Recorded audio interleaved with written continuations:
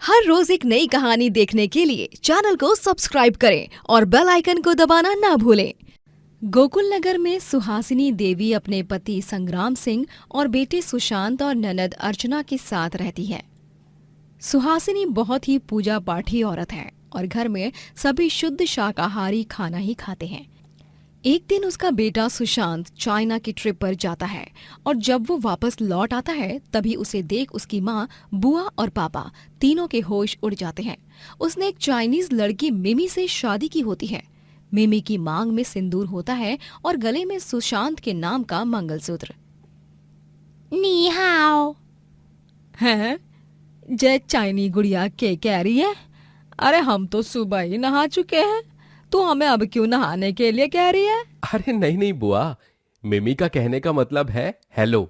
जैसे हम भारतीय नमस्ते कहते हैं वैसे ये चाइनीज नी हाओ कहते हैं। एक उल्टे हाथ की दूंगी ना तो तेरा सारा नी हाव और पी हाव निकल जाएगा, समझ गया ना तू? बेवकूफ कहीं का। तू इस चाइनी लड़की को किस नूडल्स के पैकेट से निकाल कर लाया है? सुशांत बेटा ये सब क्या है? पापा, चाइना की ट्रिप के दौरान मैं मिमी से मिला और फिर हम दोनों को एक दूसरे से प्यार हो गया और वहाँ चाइनीज रीति रिवाजों से हम दोनों ने शादी कर ली। मिमी के माँ पापा बूढ़े हैं, इसलिए वो यहाँ कुछ दिन बाद आएंगे इससे मिलने। सुहासिनी और संग्राम गुस्से से आग बबूला हो जाते हैं और वो दोनों मिमी को बहू के रूप में स्वीकारने से इनकार कर देते हैं। चाहे जमीन आसमान एक हो जाए, मैं इस चाइनीज लड़की को अपनी बहू के रूप में कभी नहीं स्वीकारूंगी, कभी नहीं। और मैं भी। सुशी, अब मेरे को माफ कर दो। मैं भूल गया कि मुझको गोचू माँ और घचुर जी के फीट टच करनी है। I am sorry sushi. अरे भोली सी गुड़िया, घचू माँ नहीं, सासू माँ, और घचुर जी नहीं, ससुर जी। बदतमीज लड़की। और मेरे बेटे का नाम सुशांत है, सुशी नहीं। इसे अपनी चीनी नाम देने की जरूरत भी मत करना। सासू माँ, पैर तो देखो ना, मुझकी आशीर्वाद लेनी है तुम दोनों की। चली जाओ यहाँ से, तुम्हें कोई आशीर्वाद, ओफो, मेरा मतलब आशीर्वाद नहीं मिलने वाला, समझ गई तुम? सुहासिनी और संग्राम गुस्से से अपने कमरे में चले जाते हैं। मिमी उदास हो जाती है, तभी सुशांत उसे सांत्वना देता है। डोंट वरी मिमी, माँ और पापा दोनों गरम दिमाग के हैं। तो मैं उन्हें फ्रिज में बंद कर देती है ना, उन दोनों की दिमाग गरम से ठंडी हो जाएगी फिर, है ना? Cool idea. गरम दिमाग मतलब गुस्से वाले। Oh, you mean Angry Birds. Yes baby, उनका गुस्सा जल्दी ही शांत हो जाएगा, देखना तुम।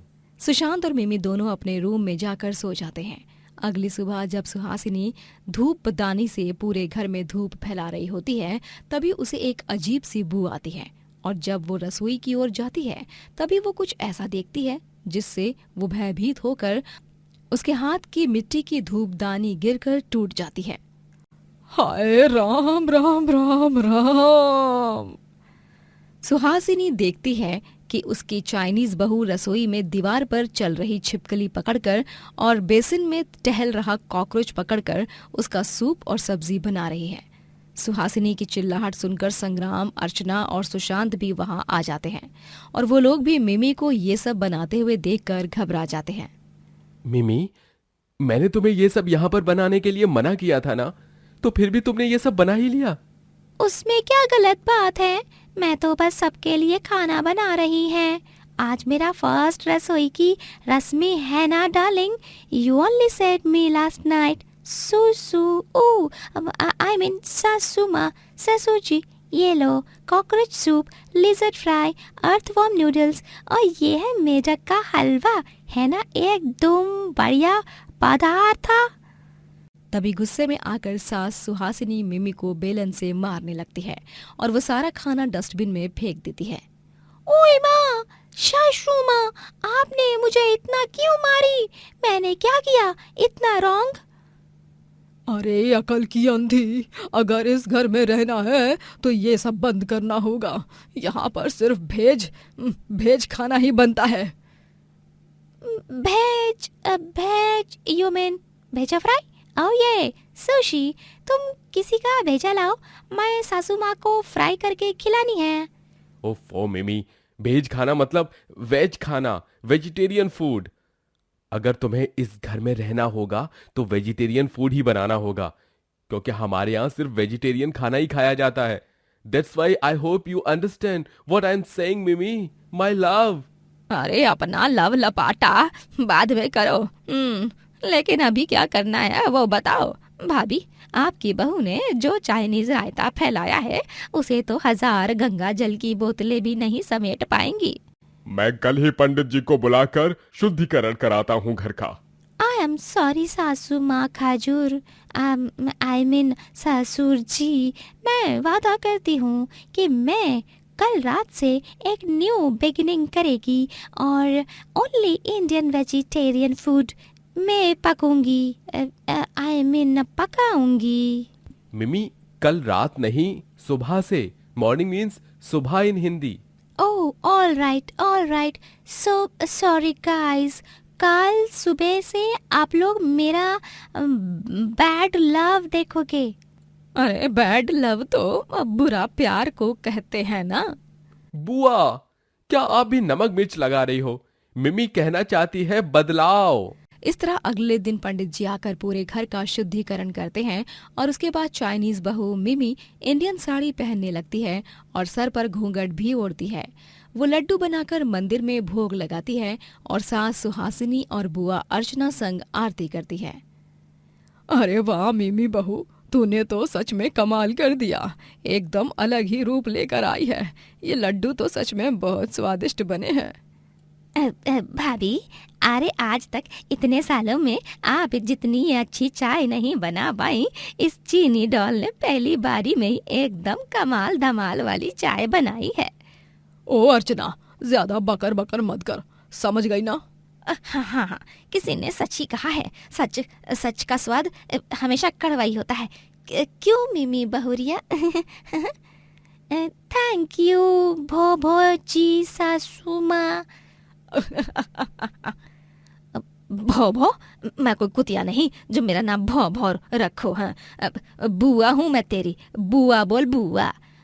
ओके सॉरी बुआ जी, आप एकदम चीनी की तरह स्वीट हो, चीनी चीनी चू चू। क्यों मेरी बहन के पीछे पड़ी हो सुबह सवेरे सुहासिनी?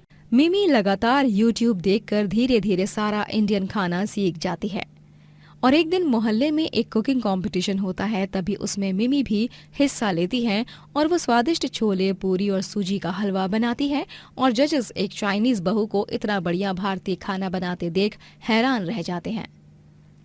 वाह वाह वाह वाह, एक चाइनीज बहू हमारे भारत के खाने को इतने प्यार और लगन से बना रही है। मिमी जी, आपके हाथों का बना ये खाना सच में बहुत लजीज और जायकेदार है। यह कंपटीशन आप ही जीतती हो। Oh my God, thank you so much sir, मैं बहुत दुखी हूँ। दुखी नहीं, दुखी मतलब सैड। ऐसा कहो कि मैं बहुत खुश हूँ। ओह सॉरी, मैं बहुत खुश हूँ टुडे, ये। मिमी ट्रॉफी और 50 लाख रुपए का इनाम जीतती है, जिससे वो अपना एक रेस्टोरेंट खोलती है और उसमें वो सारा भारतीय खाना बनाती है और सभी उसके खाने के दीवाने हो जाते हैं। मिमी अपने जीवन में भरपूर तरक्की करने लगती है। ये देख कर उसके ससुराल वाले भी बहुत खुश होते हैं और उन्हें उस पर बहुत गर्व महसूस होता है। मिमी बहू, जब तू इस घर में पहली बार आई थी तभी मैंने तुझे अपनाने से इनकार कर दिया था, लेकिन तूने अपने आप को साबित कर दिया कि तू सच में एक बेस्ट इंडियन बहू बन चुकी है। अपने रेस्टोरेंट से नाम कमाकर हम सबका नाम रोशन कर दिया है। इसीलिए मैं चाहती हूँ कि तेरी और तेरे सुशी की शादी एक बार भारतीय रस्मों रिवाजों से भी कर दूँ। बोल, क्या तू मेरे बेटे से फिर से शादी करेगी? गरूर माँ जी, गरूर। गरूर नहीं, जरूर कह मेरी प्यारी बहू। इस तरह आखिरकार चाइनीज बहू अपने भारतीय ससुराल वालों का दिल जीत ही लेती है और सुशांत और मिमी की भारतीय रस्मों रिवाजों से शादी हो जाती है और वो सभी एक खुशहाल और सुखमय जीवन एक साथ रहकर गुजारते हैं। सुप्रिया की शादी कमलेश से होती है। दोनों एक दूसरे से खूब प्यार करते, लेकिन किस्मत को तो कुछ और ही मंजूर होता है। शादी के 3 महीने बाद ही कमलेश को हार्ट अटैक आता है और वो वहीं पर अपना दम तोड़ देता है। उसके जाने के बाद सुप्रिया की दुनिया मानो थम सी गई थी। सुप्रिया शादी से पहले अपने बड़े भाई अतुल के साथ रहती थी। दोनों भाई बहन अनाथ थे। अतुल चिकन बिरयानी बेचता और सुप्रिया को संभालता, लेकिन सुप्रिया अतुल के मर्जी के खिलाफ जाकर कमलेश से शादी करती है। कमलेश, तुम्हारे बिना अब मैं इस दुनिया में कैसे रहूंगी? तुम्हारे बिना पल पल कांटे की तरह चुभ रहा है मुझे। काश कोई ऐसा रास्ता होता, कोई ऐसा जरिया होता जिससे तुम लौट आते। विधवा सुप्रिया अपना जीवन यापन करने के लिए बहुत सी जगहों पर जाकर काम ढूंढती है, लेकिन कोई भी उसे काम नहीं देता। सुप्रिया बहुत दुखी हो जाती है। वो अपनी पड़ोसन धन्नो के पास जाती है और बोलती है, धन्नो, क्या तुम्हारी पहचान में कोई काम है? झाड़ू पोछा, बर्तन सफाई या फिर किसी ढाबे में या मिल में भी काम मिल जाए तो वो भी चलेगा। अरे तुम क्यों काम ढूंढ रही हो, जबकि तुम्हारे खुद के सगे भाई अतुल का ही चिकन बिरयानी का ढाबा है। सुना है वो अब नई जगह पर ढाबा खोलने वाला है कुछ दिनों में। जाओ उसी से काम मांग लो। वो दरअसल समझ गई। अपने भाई के खिलाफ जाकर अपने प्रेमी से शादी करोगी तो यही होगा ना। अब तुम कमलेश को तो खा गई, पता नहीं अब किसे खाने का इरादा है तुम्हारा। चलो जाओ, हाँ नहीं तो जाओ यहाँ से। अब तुम्हारी तो घर गृहस्थी उजड़ गई, अब हमें तो अपनी घर गृहस्थी संभालनी होगी ना। सुप्रिया की आंखों में आंसू आ जाते हैं। वो बहुत दुखी हो जाती है। वो और अतुल दोनों ही एक दूसरे से बात नहीं करते। क्या करूं? अतुल भैया को तो चाह कर कुछ बोल भी नहीं सकती। वो तो मुझसे बहुत नफरत करते हैं। अब क्यों ना मैं भी चिकन बिरयानी का ठेला लगाऊं। भैया और मैंने माई से सीखा था चिकन बिरयानी बनाना, और मैं तो बहुत अच्छी बिरयानी भी बना लेती हूँ, टचवुड। हाँ, यही सही रहेगा, मैं अब बनूंगी चिकन बिरयानी वाली। अगले दिन सुप्रिया चौक पर ठेला लगाकर चिकन बिरयानी बेचने लगती है।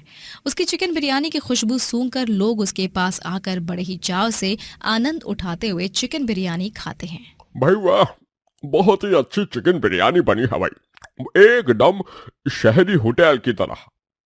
हाँ, ये टकलू, मेरा मतलब बिल्कुल बकलू सही कह रहा है। बिरयानी वाकई में बहुत ही जायकेदार बनी है। मुझे तो और 1 प्लेट खानी है, और तो और 5 प्लेट घर ले जाने के लिए पार्सल भी कीजिएगा। वाह।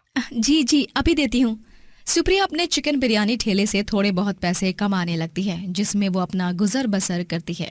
लेकिन एक दिन वो देखती है कि उसके ठेले के सामने ही एक नया चिकन बिरयानी ढाबा खुला है। वो किसी और का नहीं बल्कि उसी के सगे भाई अतुल का होता है। हे भगवान, धन्नो जो कह रही थी वो सच कह रही थी। भैया ने तो सच में नया ढाबा खोल दिया। अब मैं क्या करूं? कैसे सामना करूंगी भैया का रोजाना, वो भी सुबह से शाम तक? सुप्रिया अत्यंत चिंताग्रस्त हो जाती है। वो चौक के अलावा और कहीं अपना ठेला लगा भी नहीं सकती थी, क्योंकि चौक के अलावा और कहीं भी गांव में ऐसी जगह नहीं थी जहां पर ग्राहक आए।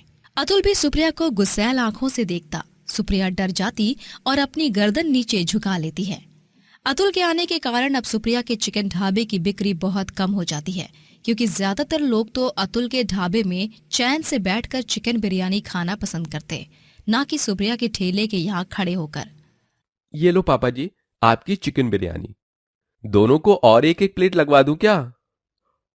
ओ जी, क्यों नहीं अतुल प्रा, ओए हो जाए आज चिकन बिरयानी पार्टी। हाँ अतुल भाई, तुम्हारे हाथ की बिरयानी बहुत कमाल की होती है यार। मन करता है खाते ही जाऊं। शुक्रिया मेरे भाई। सुप्रिया बेचारी सुबह 7 से रात के 11 बजे तक खड़ी रहकर ठेले पर चिकन बिरयानी बेचती, लेकिन दिन भर में उसकी कमाई आधे से भी कम होने लगती। वो बहुत तनावग्रस्त हो जाती है। अब मैं क्या करूं? अतुल भैया के आने के कारण तो मेरे ठेले पर कोई बिरयानी खाने आता ही नहीं। अगर ऐसे ही चलता रहा तो मैं अपना जीवन यापन कैसे कर पाऊंगी? इस कठोर निर्दयी दुनिया में अकेले कैसे जी पाऊंगी?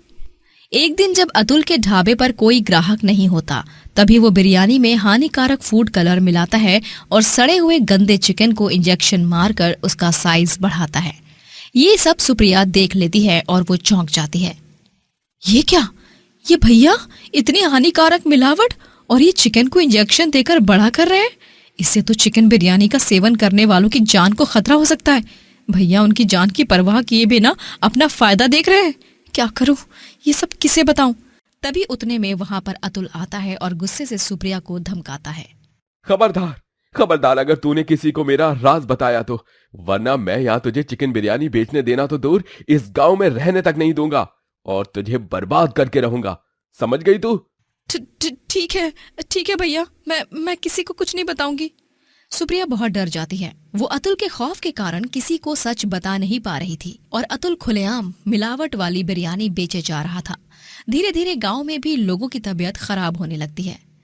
गांव में आए दिन लोगों की तबीयत बिगड़ रही है। ज्योतिका काकी के पति और बेटे ने भी परसों भैया के ढाबे की बिरयानी खाई थी। अभी वो दोनों हॉस्पिटल में हैं। क्या करूं मैं? क्या मैं भैया के सच को छुपाकर गुनाह कर रही हूँ? सुप्रिया असमंजस में फंस जाती है। वो बहुत कोशिश करती है लेकिन अपने भैया के डर से चुप ही रहती है। एक दिन सुप्रिया देखती है कि अतुल के ढाबे पर एक अमीर आदमी शादी में 300 से 400 लोगों के लिए चिकन बिरयानी का ऑर्डर देने आया है। ये लो एडवांस के पैसे और ये एड्रेस है उस वेन्यू का। समय से पहुंचा देना बिरयानी, ठीक है? जी, आप उसकी फिक्र मत करिए, मैं पूरा ऑर्डर लेकर एकदम टाइम पर पहुंच जाऊंगा। जी। सुप्रिया ये देख बहुत घबरा जाती है। शादी में 300 से 400 लोगों का ऑर्डर? अरे नहीं, अतुल भैया की ये मिलावट वाली चिकन बिरयानी खाकर तो एक साथ सीधे 300 से 400 लोग बीमार हो जाएंगे। नहीं, मैं ऐसा होने नहीं दूंगी। बहुत हो गया, अब भैया का खेल खत्म करना ही होगा। मैं उन्हें अपने स्वार्थ और लालच के खातिर बेचारे मासूमों की जान से खिलवाड़ करने नहीं दूंगी। अतुल शादी के ऑर्डर में जम के मिलावट करता है और सारा ऑर्डर पैक करके निकल पड़ता है। तभी सुप्रिया उसका पीछा करती है और वो भी उस मैरिज हॉल में पहुंचती है जहां पर अतुल की बिरयानी को लोगों में बांटा जाता है। तभी सुप्रिया स्टेज पर जाकर माइक में सभी से कहती है, रुक जाइए आप सब, कोई भी चिकन बिरयानी नहीं खाएगा क्योंकि आपको जो चिकन बिरयानी सर्व की गई है उसमें हानिकारक फूड कलर और इंजेक्ट किए हुए चिकन की जानलेवा मिलावट की गई है। क्या?